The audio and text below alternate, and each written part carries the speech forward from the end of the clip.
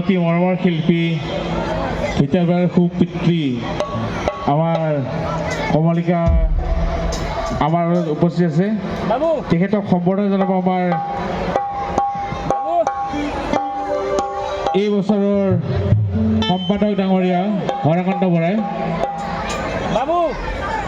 এয়া মঞ্চত হৰকান্ত বৰাই তেখেতক সম্বৰ্ধনা জনাইছে।